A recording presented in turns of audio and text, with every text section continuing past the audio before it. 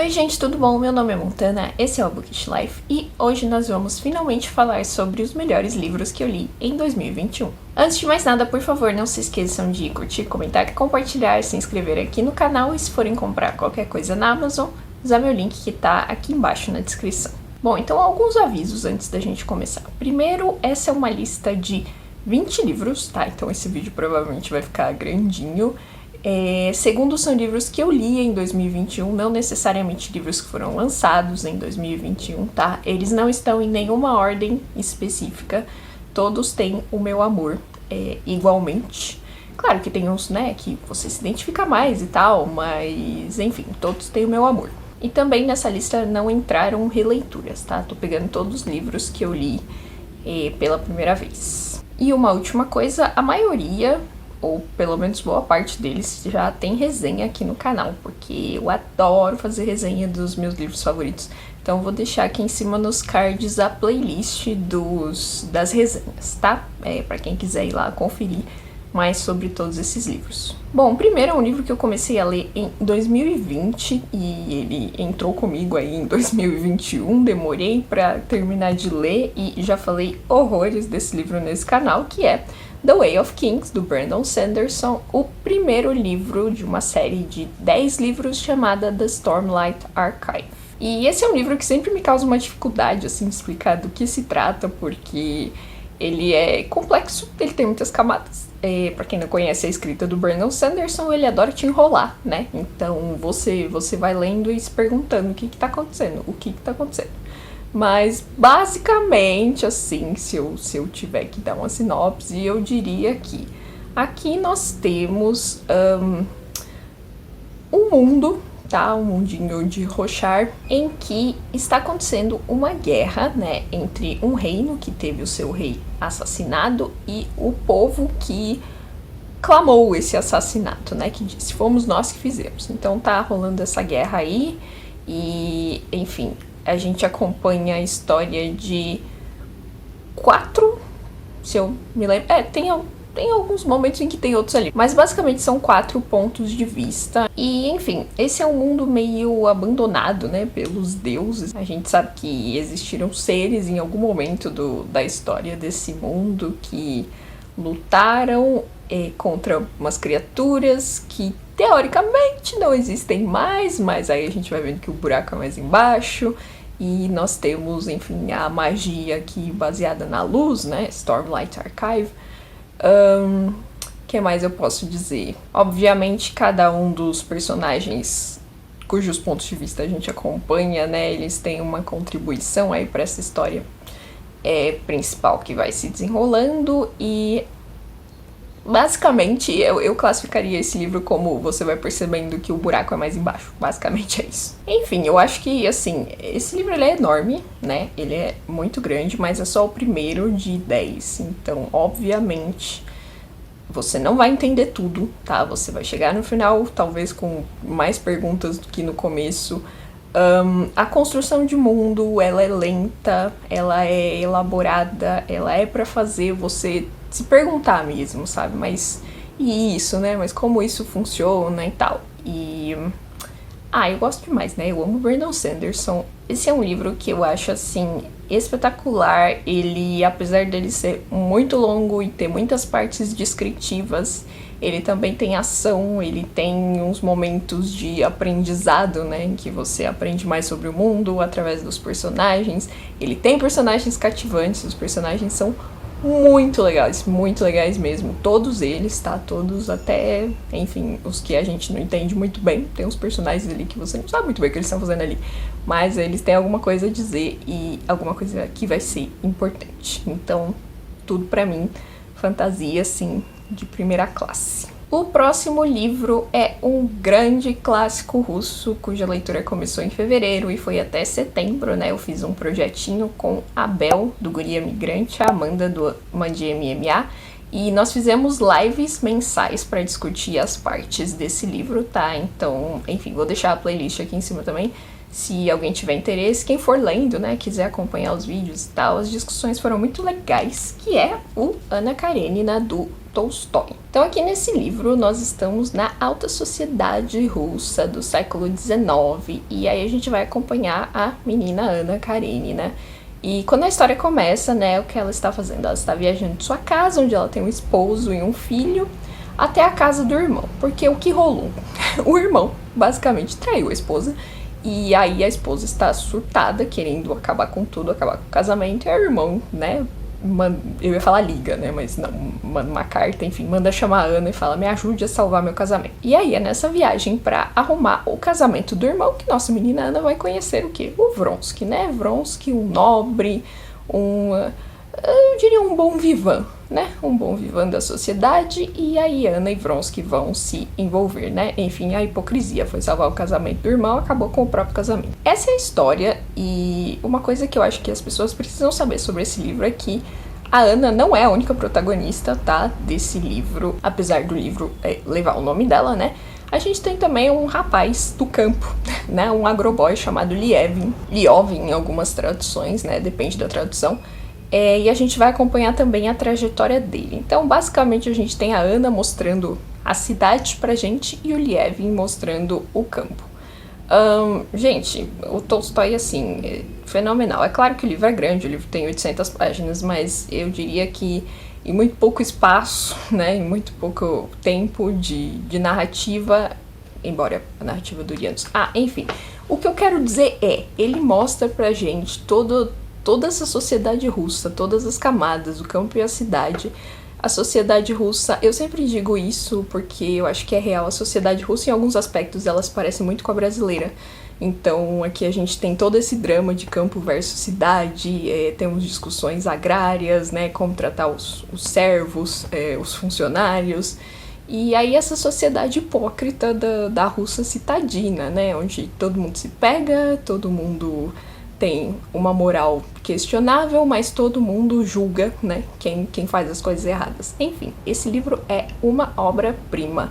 A Ana, como personagem, ela é assim, ela é poderosa no sentido de que ela é difícil de compreender, às vezes, sabe? Quando você acha que você tá entendendo ela, alguma coisa acontece, ou ela faz alguma coisa inexplicável ou difícil de defender mesmo, né? Tem uns momentos que você fala, Ana, eu tô tentando, mas tá um pouco difícil de defender aqui.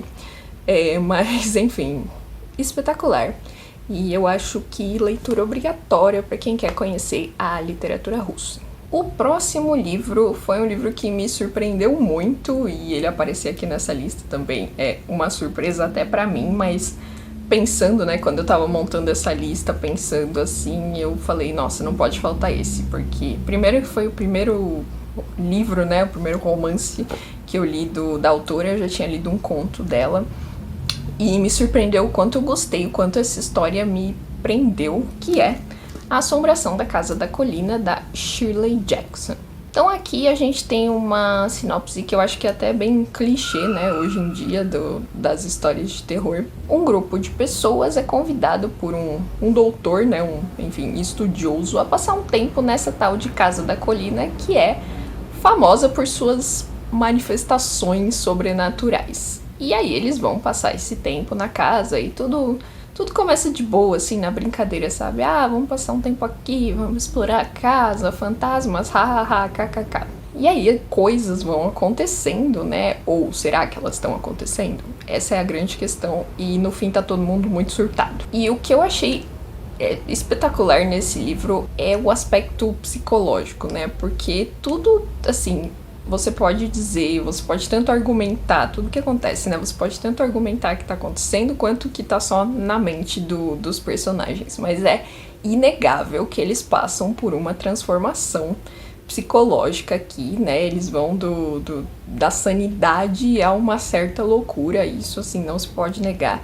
E o modo como isso vai acontecendo e a tensão, sabe, que a escrita da Shirley Jackson cria é muito, muito incrível. Eu amei demais esse livro, eu realmente não esperava que eu ia gostar, mas tá aí, no vídeo de melhores leituras. Em seguida vem um livro que eu esperei tanto pra ler, que eu nem acreditei quando eu peguei ele nas minhas mãos. Eu estava de olho nele desde que ele saiu em inglês, né? E, enfim, quando ele veio pro Brasil eu dei uma pequena surtada. E aí, finalmente, ele chegou em minhas mãos. Inclusive foi presente de aniversário da Amanda, né? Do Mandi MMA, que é A Era da Escuridão, da Katie Rose Poole. Esse é o primeiro livro de uma trilogia de fantasia que também tem princípios bastante básicos, assim, da fantasia, tá? Aqui a gente tá em um mundo imaginário, e eu sempre digo isso, tá? Eu não sei se eu estou errada, mas é um mundo que, pra mim, é bastante baseado no Mediterrâneo, né? Eu sempre mostro esse mapa aqui, então a gente tem um lugar ali que claramente era para ser a Grécia, né, Palas Athos, e aí tem a parte norte ali que tem um deserto, a parte que seria o norte da África, né, que tem um deserto e tal, e enfim, basicamente é isso. Essa é uma narrativa em que a gente tem uma profecia como centro, né, aquelas profecias, né, pessoas com habilidades especiais vão aparecer, uma pode destruir o mundo, a outra pode salvar o mundo e tal. Também é uma história contada de vários pontos de vista, né, desses personagens que vão ser especiais de alguma maneira. E como é um desenvolvimento bastante típico, né, bastante estereotípico, eu acho que o que faz toda a diferença é, uma, a escrita da autora, nesse caso, e dois, o carisma dos personagens, né, porque você tem que se envolver com a história deles, e eu me envolvi muito, tá, eu gostei demais, gostei da escrita da Katie Rose Poole.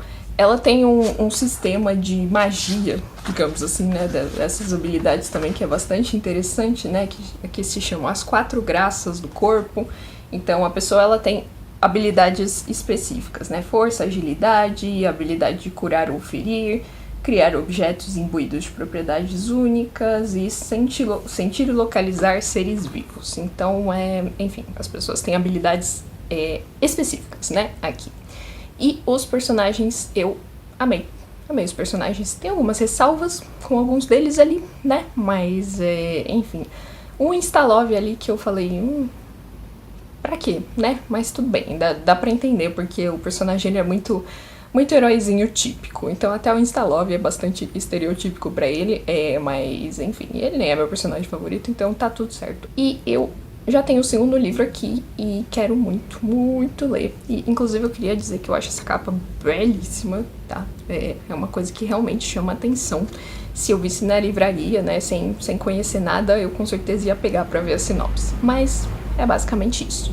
Fantasia, pessoas têm habilidades específicas, tem uma profecia aí de destruição do mundo e eu amo tudo isso. Então é por isso que esse livro tá aqui. Na sequência vem ele, né, que não poderia não estar aqui, que é o segundo livro de uma série de fantasia, que é o Chain of Iron, da Cassandra Clare, ou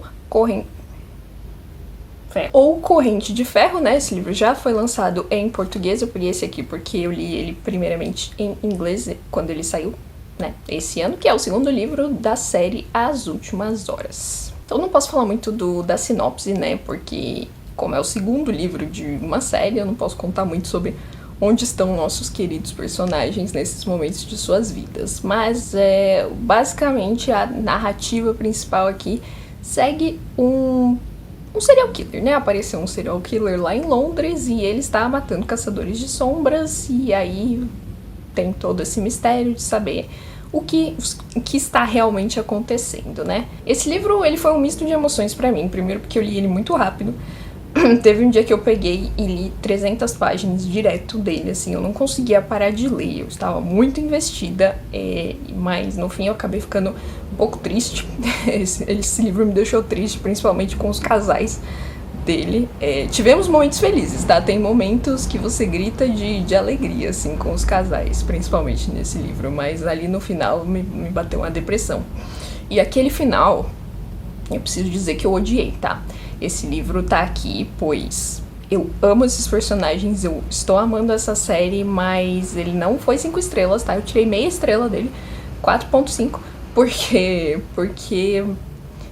eu não consigo engolir aquele final. Eu não consigo engolir aquele final porque não tem condições uma coisa daquela. Não tem condições, a gente sabe que aquele tipo de coisa ali não vai dar em nada, tá? A gente sabe que é só pra causar mais sofrimento emocional nos personagens, então aquele final pra mim foi um pouco difícil. Eu quase joguei o livro longe. Ele tá um pouco amassado, mas foi de ler, tá? Eu não cometi violência contra o livro. Mas eu quis. Eu não vou negar que eu quis. Mas é isso aí, melhores leituras de 2021, só coisas boas, tá aqui. O próximo, ele é simplesmente inexplicável. Mas eu vou tentar explicar. Que é um belíssimo de um Dark Academia chamado Bunny, da Mona Awad. Esse livro ele é o seguinte: a gente tem uma garota aqui, que é a Samantha, né, que ela vai pra uma escola lá, na verdade não é uma escola, é tipo uma universidade. É que não é bem uma universidade, tipo um curso especial universitário. Vou chamar de universidade pra ficar mais fácil. Enfim, ela vai fazer um curso lá universitário e aí ela tá lá vivendo a vida solitária de universitária pobre dela. E na mesma turma dela tem um grupo de 4 garotas, assim, as típicas patricinhas, tá? Loiras, ricas e tal. E elas têm uma peculiaridade, assim, de... Primeiro, elas só andam consigo mesmas, né? Só interagem entre elas. E elas chamam umas às outras de Bunny. Ai, Bunny isso, Bunny aquilo, Bunny eu te amo, Bunny, como você está bonita hoje. Esse tipo de coisa, assim. E aí, nossa menina, Samantha, acaba se envolvendo com essas pessoas, né? Acaba, enfim... indo nas reuniões delas, nos encontros de migas delas. E é aí, a partir desse primeiro encontro, inclusive, em que ela vai, que tudo começa a ficar inexplicável. E, assim, eu não sei se eu entendi esse livro, vou ser bem honesta.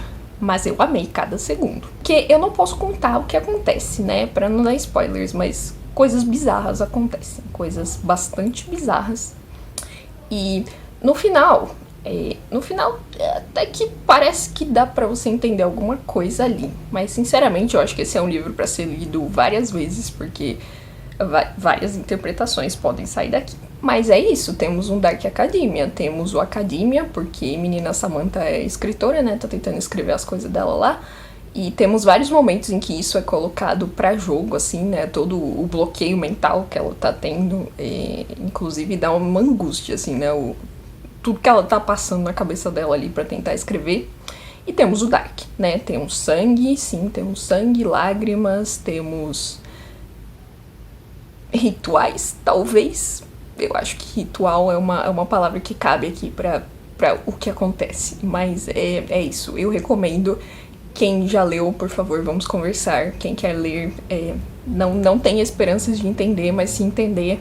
vamos conversar também. Mas, por favor, leiam, porque é uma das coisas mais estranhas e, no entanto, satisfatórias que eu já li na minha vida. O próximo também é o segundo livro de uma série de fantasia que eu amo e eu prometi que ia ler o terceiro em 2021 e não cumpri, tá? Então, quem sabe vem aí, não vou mais prometer, mas quem sabe vem aí o fim dessa série na minha vida finalmente, que é God's Grave, do Jay Kristoff, que eu também já falei milhares de vezes aqui nesse canal. Também não posso contar muito, né, porque segundo livro de uma série, não posso falar muito dos personagens, mas basicamente do que se trata essa história, né. No primeiro livro nós temos Mia Corver, que é uma garota que está vivendo aqui nessa sociedade, vivendo sua vida normal, até que o seu pai, ele é, né, morto como traidor do governo lá, e a família dela, né, é morta, a mãe, o irmãozinho e tal. E aí ela fica sozinha no mundo. Ela acaba, né, digamos, entrando em contato com o poder das sombras, que meio que ajuda ela, mas é um negócio que ela não entende muito bem e tal. E aí, no primeiro livro, né, que se chama Nevernight, pra quem não conhece, ela vai para uma escola de assassinos treinar para ser uma assassina. Em God's Grave, já temos uma outra situação aqui, tá? A gente já não tá mais na ambientação da escola. Mas, enfim, Mia segue com o seu plano de vingança, né? Ela quer se vingar da família e ela tem uma listinha de nomes, basicamente, das pessoas que ela sabe que foram responsáveis pela extinção da sua família, por ela ter perdido tudo, né? Mia perdeu tudo, vivendo de aluguel no meio do deserto. Enfim, e agora ela quer se vingar. É basicamente essa a história. Eu gosto muito porque, apesar de a gente não ter a escola aqui nesse segundo livro, a gente tem uma situação de competição aqui, competição sangrenta, tá? Até a morte, que eu gosto, e que é uma coisa em etapas, né? Um negócio que vai escalando e tal. Eu amo, né? O tipo de coisa que eu adoro. Então, apesar de não ter a escola, que é um outro ambiente que eu gosto muito também, ainda temos o sangue e lágrimas aqui. Temos também a volta da minha personagem favorita em algum momento, que está no primeiro livro também, mas ela termina o primeiro livro um pouco assim, ruim, eu diria, no conceito, né? Um pouco pra baixo no conceito das pessoas. Eu particularmente amo o que ela faz no final do primeiro livro. Pra mim tá ótimo, entendo completamente, passo o pano, inclusive, e vou defendê-la até a morte, mas aí, né, ela volta nesse segundo livro em algum momento e segue sendo a criatura maravilhosa que ela já era no primeiro, talvez até ainda mais maravilhosa, né, enfim, eu amo demais aquela personagem. A única coisa que eu não gosto nesse livro é que o plano da Mia, pra mim, assim, era difícil de acreditar que ia dar certo, tá? Não vou contar se ele dá certo ou se ele não dá certo, mas pra mim desde o princípio a premissa toda ali era um pouco difícil de acreditar. Se a Mia não fosse a Mia, do jeito que ela é, com tudo que ela pode fazer, com tudo que ela vai descobrindo que ela pode fazer ao longo da história, nunca teria dado certo aquele plano. Então essa é a minha única crítica. Fora isso, 5 estrelas, tô aqui pelas garotas vingativas da fantasia. O próximo é provavelmente a única coisa fofa dessa lista, porque já deu pra perceber que eu gosto de sangue e lágrimas, né? Que é o Heartstopper volume 3, essa graphic novel que eu amo demais. Já saiu o volume 4, tá? Esse é em inglês, inclusive. Já saiu o volume 4, mas eu não tenho ainda, então esse que eu li esse ano foi o último volume que eu li. Essa graphic novel já chegou ao Brasil, tá? Os 2 primeiros volumes foram publicados pela editora Seguinte e eu recomendo demais porque é a coisa mais fofa que vocês vão ler na vida de vocês. E a história segue Nick e Charlie, esses 2 garotos que eles, né, estudam lá no mesmo colégio, mas eles são de classes diferentes. E aí eles acabam se conhecendo e formando uma amizade, uma bela amizade que vira algo a mais. Então tem toda essa questão deles descobrindo, né, que se gostam e meio que se descobrindo também. Porque o Charlie, ele já é abertamente gay, todo mundo sabe que ele é gay, mas o Nick, ele ainda vai passar por todo esse processo, né. Enfim, esse volume 3 continua sendo muito fofo. Aqui tem uma viagem que é muito legal, é muito bonitinho, tudo muito bonitinho. Gente, essa graphic novel ela é muito bonitinha, é isso. E todos os volumes sempre vão aparecer nas minhas listas, porque os personagens são muito fofos, muito queridos. Eu acho que a Alice Oseman, que é a autora, ela trata temas delicados, né, porque são todos adolescentes, então todos, de uma maneira ou de outra, todos os personagens têm alguma questão de, né, autodescoberta, de saber quem eles são no mundo. Então eu acho que a Alice Oseman trata isso de maneira muito responsável, tá? Muito didática também, porque essa graphic novel é middle grade, né? Então, assim, para crianças e adolescentes lerem. E eu acho que a linguagem da Alice Oseman é muito atual e muito responsável. O próximo foi uma leitura que eu não acreditei que viria aí, mas ela veio muito aí, e eu nem acredito que eu consegui ler, que eu peguei e falei, vou ler, e li, tá? Li até rápido, considerando o tamanho disso aqui, mas, enfim, eu li, é isso que importa, que é Paraíso Perdido, do John Milton, este grande poema épico da poesia inglesa. Eu sempre digo, porque eu acho que é a melhor definição que existe, que isso aqui é a maior fanfic da Bíblia que existe. Basicamente, o autor vai narrar a queda de Lúcifer, né, que vira Satã, a queda do paraíso, e aí como ele se estabelece lá no inferno com todo o seu séquito de demônios e elabora o seu plano de vingança. E aí nós temos justamente a criação do homem, né, Adão e Eva no paraíso, e como eles também vão cair do paraíso graças à influência de Satã. Assim, uma leitura da qual eu esperava tudo e que ainda assim me entregou mais. Pra quem for ler, eu recomendo que peguem uma edição, eu não sei quais outras edições tem aí no mercado, tá, mas uma edição como a da 34 que traz sempre notas, porque notas explicativas mesmo, né? Essa edição tem muitas notas aqui embaixo. E é uma edição bilíngue também, aliás. Porque tem muitas coisas que foram tiradas da Bíblia, mas o John Milton também mistura muitas doutrinas, né? De diferentes religiões. Não sei se religiões é a palavra. Na verdade, diferentes doutrinas cristãs mesmo, né? Então tem coisa católica, tem coisa protestante, e ele mistura vários conceitos aqui.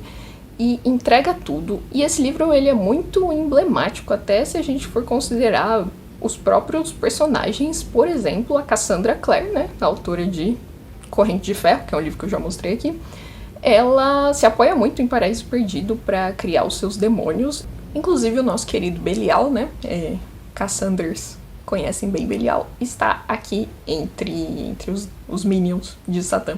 E esse livro ele também tem uma coisa muito curiosa, que é basicamente construir o mito do bad boy incompreendido, né? Porque que vai culminar o quê? Nos personagens de Lord Byron, no vampiro e etc. Várias coisas ao longo da ficção. Porque Satã é um personagem, ele é o protagonista dessa história e ele... estando todo errado, a gente ainda simpatiza com ele nesse poema aqui, né? Então ele tem essa coisa, sim, eu sou mal, sim, eu quero me vingar de Deus, mas eu tenho motivos. Então, assim, é isso, não é simplesmente estou aqui porque estou aqui fazendo isso porque sim, sabe? Tem toda uma explicação científica.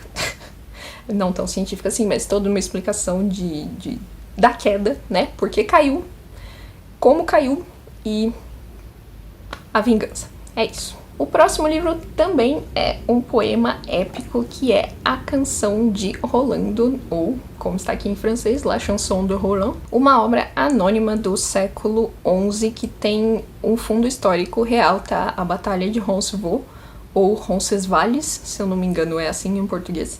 É uma das batalhas, né, lideradas por Carlos Magno, e aqui a gente tem esse personagem que é o Rolando, que na história ele é sobrinho do Carlos Magno, tá? E, enfim, ele é o grande herói francês e basicamente nessa batalha o que acontece é que eles caem numa emboscada e vão lutar todos até a morte. Essa é a história. É um poema, parece pequeno, né, mas é um poema, assim, belamente construído. É um poema bastante gráfico também, tá? Tem várias até frases feitas, né, porque elas se repetem com alguma frequência das batalhas. Então ele enfiou a lança no lado e a espada passou por cima da cabeça e furou o escudo e não sei o que. É bastante, dá pra você visualizar, né, a batalha acontecendo. Obviamente é um poema cristão, tá? Então a gente tem todas aquelas questões. Os muçulmanos são maus. Nós somos os bons, estamos lutando pelo Deus verdadeiro. Todas aquelas coisas, né? Mas é uma narrativa medieval muito icônica, muito conhecida e que eu amei demais ler. O próximo é um livro que também tem um fundo histórico, né, baseado em fatos reais, que é o Cade Murat, também do Tolstói. Tolstói, mais uma vez, aparecendo aqui nessa lista. É uma novela, tá? É bem curto em comparação com os romances do Tolstói. Esse livro, assim, entrou na minha vida despretensiosamente. Peguei um fim de semana, li e falei, isso aqui é incrível, genial, melhor coisa que eu li na minha vida. Então o que acontece aqui? A narrativa se passa durante a Guerra do Cáucaso, que aconteceu na primeira metade do século XIX, né? Em que, enfim, a Rússia queria anexar esses territórios e aí os caucasianos montanheses, em particular, estavam, né, dando muito trabalho pro exército russo. E a gente tem esse líder checheno, né, que é o Cade Murat, que por motivos da vida dele lá, que vão ser explicados aqui, por favor leiam, passa pro lado dos russos, né? Então ele passa da resistência pro lado dos atacantes. E em toda a sua pequenez, nesse livro, o Tolstói, assim, ele resume uma guerra. Eu ainda não li Guerra e Paz, tá? Que é um livro que, obviamente, fala de guerra, né? Pelo título. Então eu não sei como é a narrativa do Tolstói nele ainda. Inclusive, vamos ler esse ano, tá? Como lemos Ana Karenina, dividindo em vários meses. Começa em fevereiro, mas logo eu faço um vídeo pra falar sobre isso. Então, essa foi a minha primeira experiência com o Tolstói narrando uma guerra em primeira mão, digamos, né? A gente vê os soldados na guerra mesmo, as pessoas combatendo. É genial, assim, é incrível, e ele mais uma vez consegue mostrar as várias camadas da sociedade. Então, aqui a gente tem até uma aparição do imperador, né, o Nicolau alguma coisa, não lembro qual é o número dele, vai aparecer aqui embaixo. Eu acho que é segundo, não sei. Enfim, então a gente tem o que é essa guerra, se é que ela é alguma coisa, né, para os poderosos, o que é essa guerra para os oficiais mais altos, para os soldados rasos, para pro inimigo, né, pros chechenos, pros caucasianos, pro Khad Murat, que é essa figura no mínimo controversa, porque ela tava de um lado, depois passa pro outro, mas ele tem seus motivos para tudo que ele tá fazendo, e, né, a conclusão da história, o que acontece com ele ali no final, que, inclusive, eu fiquei chocada, não diria que é surpreendente, assim, não diria, é uma coisa que é bastante passível de acontecer, né, já é provável, inclusive. Mas o jeito como é narrado, o Tolstói ele pega no fundo, assim, sabe? Enfim, esse é um livro, se você tem preguiça de ler Tolstói, e se você gosta de narrativas, né, que falam de guerras, assim, de conflito, por favor, leia esse livro, porque ele é pequeno, tá? Já disse, é uma novela. Vou até mostrar a diagramação, porque ela também é bem boa, tá? Olha só. Ok, é um livro pequeno, e é um livro em que o Tolstói faz tudo. Em seguida, nós temos, isso mesmo, mais uma fantasia, que também é o primeiro livro de uma série, que eu também já estava de olho quando saiu em inglês. E aí chegou ao nosso Brasil varonil em 2021, e eu pulei, assim, pra conseguir, que é Lendários, da Tracy Deonn. Então aqui a gente tem a Brie Matthews, que é essa protagonista que acabou de perder a mãe, e aí ela vai pra universidade, e lá na universidade ela acaba se envolvendo com um grupinho chamado Ordem da Távola Redonda, né, o nome bastante sugestivo, e ela também começa a mostrar que ela tem umas habilidades ali um pouco diferenciadas, uma coisa que, assim, humanos normais, humanos, né, que não deveriam ter magia, normalmente não fazem, ela faz umas coisas diferenciadas ali, então, e ela também percebe que talvez a morte da mãe dela não tenha sido tão acidental assim quanto ela achava, então ela começa a investigar isso, se envolve com essa sociedade secreta e todos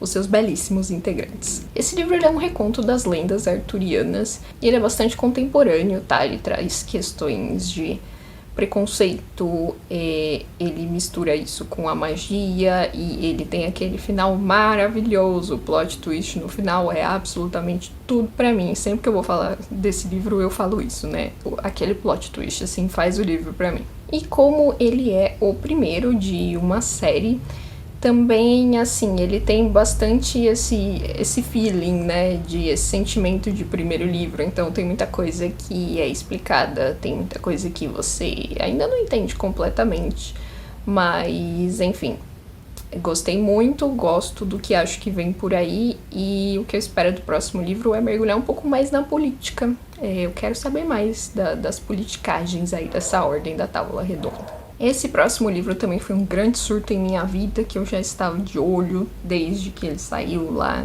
né, em inglês. E aí ele veio pro Brasil, e aí eu surtei completamente e comprei e li em pouquíssimos dias, que é, né, simplesmente Foundryside, do Robert Jackson Bennett. Eu nunca sei se eu falo o nome dele certo, é isso mesmo. Então, esse também é o primeiro livro de uma trilogia, eu tenho 99% de certeza que é uma trilogia, se eu não me engano já saíram os 3 em inglês. Enfim, de fantasia / ficção científica, tem um lado científico aqui. Então aqui a gente acompanha a Sancia Grado, que é uma ladra.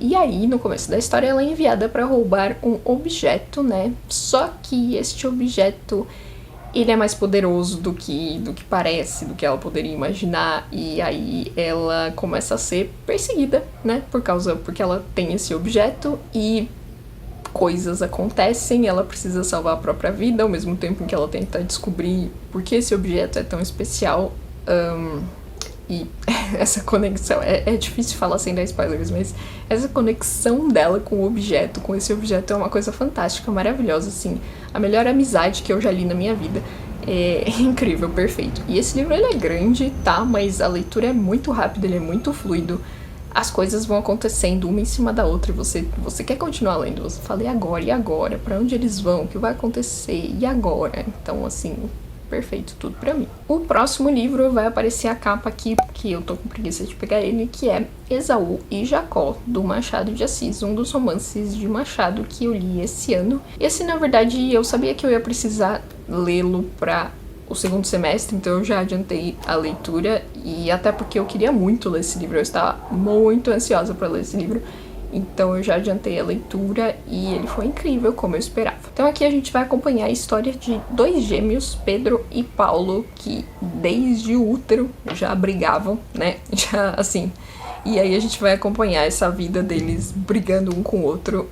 Inclusive tem uma mulher no meio, né? Uma garota, que é a Flora, que eles vão disputar. E eles basicamente são assim, se um diz uma coisa, o outro diz outra coisa. Eles são desse tipo de pessoa. E esse livro, ele é o mais abertamente político de Machado.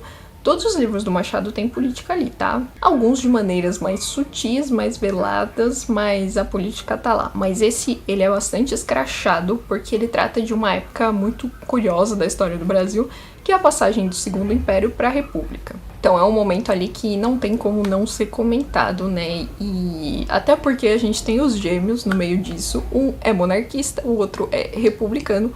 Então esse conflito deles se expande para essa área também. E assim, gente, quem leu Machado sabe que o homem é espetacular. Esse livro, ele fala de política, esse livro, ele fala muito de religião, tá?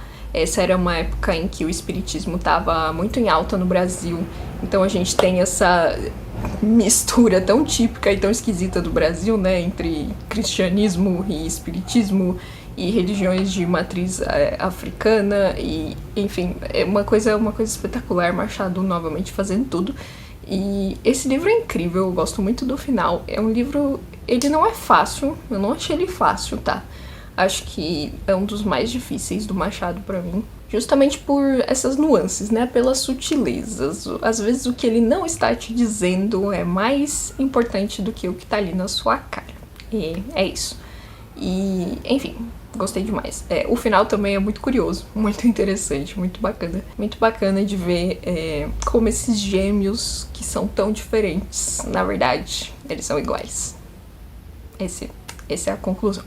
O próximo livro também é um clássico, que é A Cartucha de Parma, do Stendhal, ou, né, nessa edição em francês que eu li, La Chartreuse de Parma. Esse livro, ele tem uma tradução em português, tá? Vou deixar a capinha aqui, saiu pela Penguin, então... né, confiem, a tradução é boa, porque a Penguin normalmente é muito boa. E esse livro, ele é fantástico, assim, eu me diverti demais lendo isso aqui.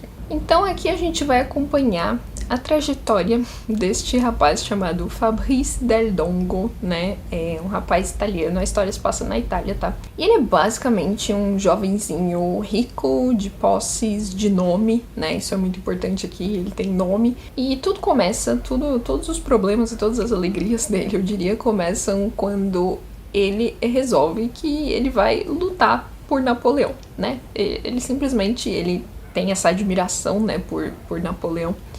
E aí, um dia ele sai de casa e fala, vou lutar no exército do Napoleão. E sai cavalgando por aí até a França pra ir atrás de Napoleão.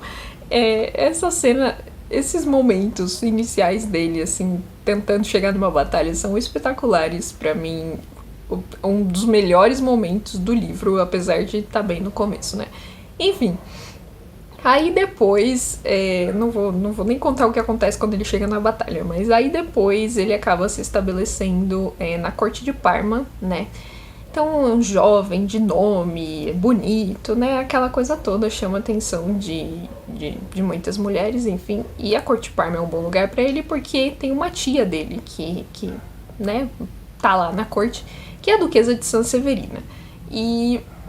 como eu disse no vlog em que eu falei desse livro, é ela quem faz tudo acontecer, tá? Ela é espetacular, ela faz de tudo, ela tá por trás das tramóias políticas e ela acaba fazendo a vida do Fabrício acontecer, né? Graças a ela que, enfim, tudo se desenvolve. Nosso menino Fabrício, olha... vamos ter traições, vamos ter assassinato, temos prisão, temos fuga da prisão, assim, tem de um tudo aqui que acontece na vida desse moço. Até o desfecho, eu diria, bastante de tragédia grega, assim, mas é um desfecho bastante standard, né? Pra quem leu O Vermelho e o Negro, que acho que é o livro mais conhecido dele, sabe que ele gosta de um desfecho em que não tá nada bem. É assim que o Stendhal trabalha, né? Tava ruim no começo, pois tá pior no final. E é disso que eu gosto. Mas, assim, o meio desse livro, né? O cerne, o núcleo em que tudo se desenvolve, em que a gente tem todas as tramóias políticas e é uma traição daqui, uma traição dali, e é o príncipe que quer ser imperador, e é um partido contra o outro, uma confusão, uma zona de gente, enfim, hipócrita sendo hipócrita, é muito bom. Eu dei muita risada além desse livro, de verdade, assim, achei muito engraçado, muito divertido. E o Fabrice no meio disso tudo, assim, só torna tudo melhor, porque ele é meio tontinho às vezes, né? Ele é meio, assim, romântico, a vida é bela no meio, e aí ele é jogado no meio de tudo isso. E meio que sem querer ele acaba se tornando uma peça-chave em todos esses jogos políticos. Eu amei absolutamente tudo sobre esse livro. Falta pouco, gente, fiquem comigo. Em seguida, eu vou mostrar aqui mais uma graphic novel, que é Nimona, da Noelle Stevenson. Também uma coisa muito fofa que eu li, mas tem seus momentos dramáticos, tá? Então não é tão... eu acho que não é tão fofo quanto Heartstopper. Eu ainda acho que Heartstopper é mais fofo que Nimona, mas isso aqui também é muito bom. Então a gente tá aqui num mundo de heróis e vilões, né, que se combatem o tempo todo. E aí no meio disso a gente tem a Nimona. Qual que é o sonho de vida da Nimona? Ser aprendiz de vilã. E ela vai atrás do grande vilão, né, desse mundo aqui e fala, bate lá na porta dele e fala, oi, quero aprender com você como ser vilão. E é aí que a história vai se desenvolvendo, né, os dois com suas tramóias. A Nimona, ela é mais vilã do que o próprio vilão, né, ela fala, quero destruir, quero acabar com tudo, e é ele que segura ela e fala, calma jovem, calma, vem aqui, vamos aprender a ser vilão de outra maneira, né, vilão mas com moral, assim, um vilão ético ele é. E a Nimona, ela é uma metamorfa também, então ela assume várias... eu ia falar identidades, não é identidades, várias formas de seres ali. E também a gente vai descobrindo da onde, né, surgiram essas habilidades dela, como ela adquiriu essas habilidades todas. E, enfim, o final deixa aquele gostinho de quero mais, sabe? Por mim, eu leria mais um volume desse aqui. Eu amei muito. O próximo livro também é uma surpresa pra mim ele entrar aqui, porque eu não achava que fosse ser uma das minhas melhores leituras, e já vou explicar por quê.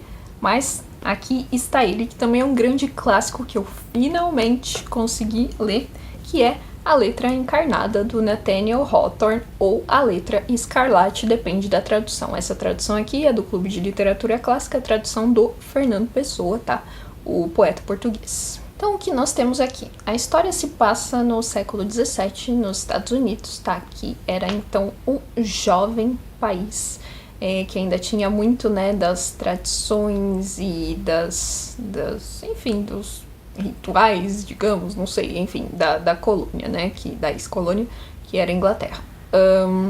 E aí a gente vai acompanhar a Hester Prynne, que é uma mulher que foi presa por ter cometido adultério.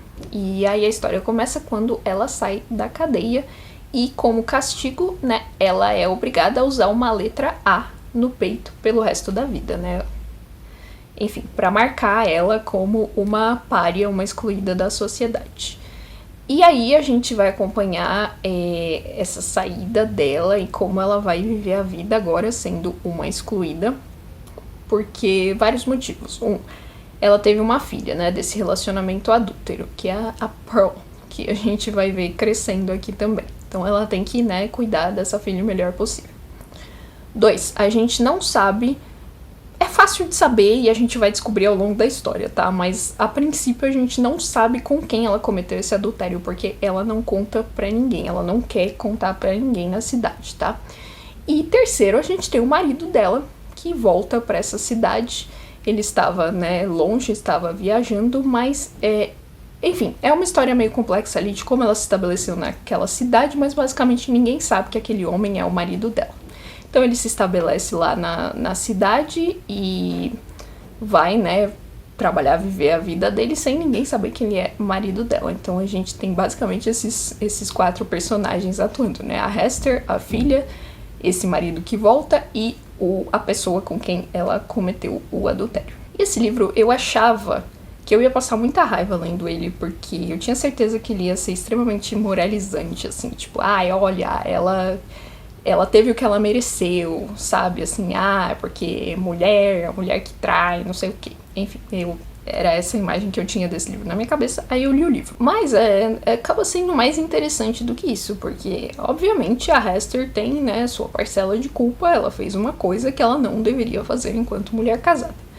Porém, temos várias circunstâncias aí, né, enfim, desse casamento e particularmente eu acho que jogar uma pessoa na prisão é um pouco demais, né, mas tudo bem. Mas enfim, aí a gente tem os pontos de vista desses outros personagens, como o marido dela ali passa a agir, né, depois de tudo isso, depois o outro lá, né, o parceiro de adultério dela também, uma complicação, e aí tem a criança no meio, a criança também é bastante peculiar, né, para dizer o mínimo, e acabou sendo uma narrativa que discute essas questões. Eu vi por aí as pessoas, né, comentando esse livro, e eu vi que as opiniões são meio 880, sabe?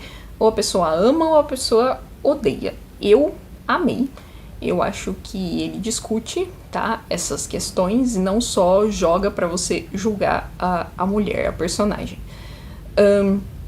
E em comparação com outros livros que tratam da temática de adultério, que eu já li, inclusive um que apareceu nessa lista aqui já, ele é bastante otimista no final, eu diria. Eu achei que o final é até bastante bom, né, considerando tudo que aconteceu aqui.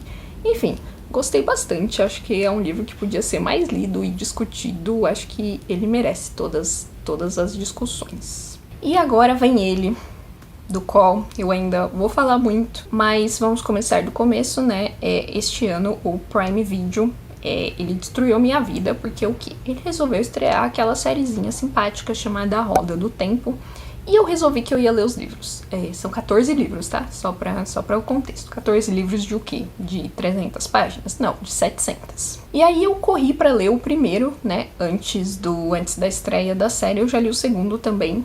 Em breve vou falar sobre isso, vou falar sobre a série em outro vídeo. Gente, é um mundo de alta fantasia, não tinha como eu não me apaixonar, né? Então, aqui está o primeiro livro da série A Roda do Tempo, O Olho do Mundo, do Robert Jordan.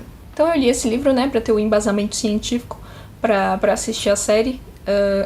Tive um pouco de embasamento, mas na verdade a série, pra quem, né, quiser ler os livros antes de assistir, se é que alguém ainda não assistiu. Mas a primeira temporada da série, ela tem acontecimentos do primeiro e do segundo livro, tá? Então, enfim, pra quem quiser assistir e não pegar spoilers, se é que existe esse conceito, né, assistir e não pegar spoilers antes de ler o livro, leiam os 2 primeiros livros, tá? Antes de assistir a série. Enfim, mas a maioria dos acontecimentos da primeira temporada da série tá aqui nesse livro. Então, o que acontece em O Olho do Mundo? Aqui nós temos uma pacata vila do interior chamada Dois Rios, em que os jovens, né, não só os jovens, enfim, os habitantes estão lá vivendo suas vidas normais. Até que chega uma senhorita, né, nossa querida Moiraine, com seu guardião Lan, e Moiraine é o quê? Moiraine é uma Aes Sedai, né? As Aes Sedai são basicamente mulheres que conseguem manipular o poder único. Ou seja, que, né, manipulam a magia que existe nesse mundo. Porque, enfim, esse mundo ele sofreu um baque, tá? Muito profundo, chamado, que eles chamam de ruptura. E todos os homens agora são proibidos de manipularem o poder único, porque todos os homens que manipulam o poder único enlouquecem e morrem. Basicamente é isso. E, enfim, aí Moiraine e Lan chegam nessa vila e os 3 jovens com quem eles entram em contato ali, né, o Rand, o Mat e o Perrin, a Moiraine acredita que um deles é o dragão renascido. O que é o dragão renascido? Resumindo muito, mas muito mesmo, tá? Seria justamente um homem com capacidade de manipular esse poder único que seria responsável, segundo profecias, por ou salvar o mundo ou destruir o mundo tudo de novo, né? Porque a sombra está voltando a se erguer.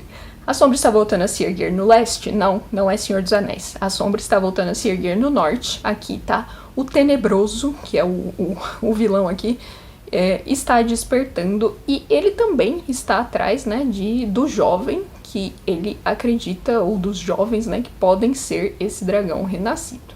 Porque, como eu disse, esse jovem, quando ele, né, despertar seus poderes, ele pode ou agir para o bem ou agir para o mal. Então está lá Moiraine, né, basicamente sondando esses jovens, quando a vila é atacada e ela é obrigada a fugir com esses jovens. E aí eles vão em toda uma jornada, né, até tentarem chegar em um lugar seguro. Eu falei de Senhor dos Anéis porque esse primeiro livro me lembra muito Senhor dos Anéis, né, que eles têm que fugir lá do lugar pacato em que eles moram. E aí eles, né, não querem ter toda essa responsabilidade aqui. Uma das coisas que mais me irrita, inclusive, nesse livro são os personagens falando: mas eu não quero ser isso, mas eu não quero ser o dragão. Tipo, meu querido, não é questão de querer. Se você é, você é. Não tem o que fazer, né? Inclusive, essa é uma frase que vai ser muito usada no segundo livro, principalmente, né? Você é o que é. Então, aceita. Quanto mais rápido você aceitar, melhor pra todo mundo. Mas enfim. Basicamente, esse primeiro livro é essa jornada deles, e eu gosto muito de um momento em particular, né, que é Shadar Logoth, que tem na série também, que é um momento em que eles se separam, que a gente vai conhecer, né, por eles se separarem, a gente vai ter vários pontos de vista diferentes e a gente vai ver várias coisas desse mundo aqui. É um mundo muito amplo. Eu acho que, apesar da gente ver muita coisa aqui, ele se amplia muito mais no segundo livro. E, como eu disse, uma coisa a ser considerada aqui, né? Esse é o primeiro livro de uma série de 14. Então, você não vai entender tudo nesse primeiro livro. Não vai ter tudo de mão beijada aqui, tá? É um livro. O Robert Jordan, assim como o Brandon Sanderson, não à toa, né? Amiguinhos. Ele vai te dando as peças aos poucos, tá? Você vai montando o quebra-cabeça de maneira muito, né, devagar e tal. O começo é até difícil, eu acho que os primeiros, sei lá, se o livro tem 700, 800 páginas, quase 800, eu acho que talvez as primeiras 300 sejam bem difíceis, por ser devagar, porque você não sabe muito bem o que tá acontecendo. E claro, como uma boa alta fantasia, são muitos personagens, cada um tem seu passado, cada um tem suas motivações, então é um mundo que realmente demora um pouco pra você entrar, mas pra quem gosta de alta fantasia, aquela história carregada de lugares, de passado e de coisa, de história mesmo, né, de background, de fundo histórico, é espetacular, assim. É um mundinho que eu não esperava que eu ia gostar tanto. Eu já sabia que ele existia antes da série, mas eu não tinha coragem, né, por serem 14 livros. Mas eu li o primeiro e eu falei, eu quero mais. E agora, né, pra onde vamos daqui? E uma coisa muito, muito incrível, que eu amo muito nessa série até agora, né, li 2 livros, já posso dizer que estou lendo a série, né, é esse protagonismo feminino, tá? Aqui eu acho que o Robert Jordan faz tudo, assim, porque, como eu disse, né, a gente tem esses 3 personagens, esses 3 garotos que são muito importantes, tá? Cada um da sua maneira, tá? Porque, obviamente, só um deles é o dragão renascido, mas cada um à sua maneira, eles têm sua importância ali. E a gente tem o Lan, que é o guardião, que é maravilhoso também. Mas aí a gente tem as Aes Sedai, a Moiraine, que tá aqui desde o começo. Ai, Moiraine, tudo pra mim, enfim. E a gente tem as outras garotas também, né? Não mencionei, mas temos a Nynaeve e a Egwene, que também são incríveis, maravilhosas. E é um mundo, assim, que eu acho que busca o equilíbrio, sabe? É um mundo em que o poder... Esse desbalanceio de poder quebrou esse mundo, então a gente tá aqui, né, nessa busca do equilíbrio, sabe? Tanto de poder quanto entre os gêneros, porque aqui a gente tem esse mundo atual, né, em que só as mulheres podem usar o poder, mas ao mesmo tempo as pessoas que não podem usar o poder têm muito medo delas, então assim, elas são as poderosas, mas ao mesmo tempo elas são rejeitadas, né, então, enfim, tudo pra mim. E aí a gente tem essa criatura, este homem, né, dragão renascido, que vai fazer as coisas, enfim, e teoricamente, não sei, eu acho, restaurar esse balanço. Então, assim, eu amei, eu posso falar milhares de coisas aqui, mas a verdade é que eu amei. Alta fantasia, construção de mundo, desenvolvimento lento, tá? Então, coisas que vocês precisam saber pra ler esses livros. Em seguida, tá acabando, gente, eu prometo, vem, né, talvez um dos quadrinhos mais amados de todos os tempos e que eu finalmente peguei, né, segurei em minhas mãos e comecei a ler, que é o Sandman, volume 1, do Neil Gaiman. E, assim, o que dizer, né? O que dizer dessa história que eu só li o primeiro volume e já considero pacas. Eu acho que dá pra chamar de fantasia, dá pra dizer que isso aqui é uma fantasia adulta. Então, nesse primeiro volume, o que nós temos basicamente é um grupo de pessoas que se reúne para fazer um ritual e tentar prender a morte. Só que eles erram, eles acabam prendendo o sonho. Aqui essas entidades são personificadas, né? E aí a gente tem o sonho, né? Quando ele consegue se libertar, a gente tem toda essa jornada dele pra recuperar as coisas que ele perdeu. Entendam como quiserem. E tô ansiosa pra ler o próximo volume, não sei o que vem por aí, não sei mesmo, mas enfim, gostei demais. E o sonho, queria abraçar o menino sonho. O menino sonho eu queria levar pra casa e falar: tá tudo bem, vai dar tudo certo. E o último finalmente chegou, porque minha bateria já tá acabando também, pelo amor de Deus, faz 1h e 18 minutos que eu tô falando aqui, que é o Doutor Fausto, do Thomas Mann. Mais um clássico, dessa vez um clássico alemão. Aqui a gente tem a história, como diz o subtítulo, a vida do compositor alemão Adrian Leverkühn, narrada por um amigo. Então aqui a gente tem esse personagem que está narrando a vida desse Adrian Leverkühn. Adrian, né, um menino prodígio desde cedo na música, se torna um compositor, ele cresce, né, e tal, ele é meio antissocial, enfim, adora música e tal, vira um compositor. E aí, pra ser um compositor de sucesso, né, pra garantir o sucesso dele, porque só ser gênio não basta, né, neste mundo em que vivemos, ele faz um pacto. Basicamente é isso, ele faz um pacto. Aqui a gente tem a cena do pacto, tá? Narrada em forma de carta, então é um pouco diferente, mas ele faz um pacto com o Senhor Diabo, por isso o título, né, de Doutor Fausto, fazendo referência ao Fausto do Goethe.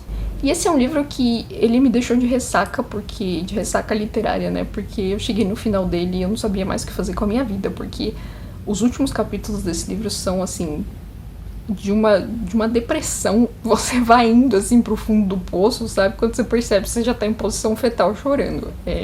Mas ele é um livro bastante difícil.